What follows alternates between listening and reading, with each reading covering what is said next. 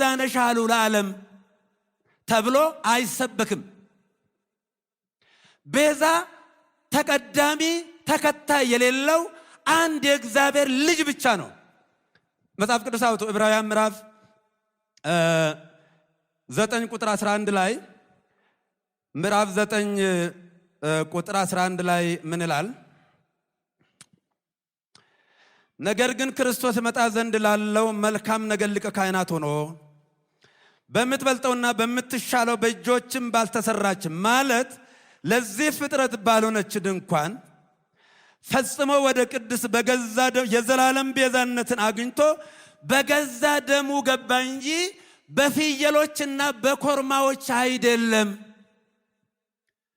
በፍየሎች በኮርማዎች አይደለም። ሚካኤል ቤዛ መሆን አይችልም። ገብርኤል ቤዛ አልሆነም። አብርሃም ቤዛ አልሆነም። የትኛውን ፍጡር ቤዛ አልሆነም። ለዘላለሙ ልጇ ነው ቤዛ።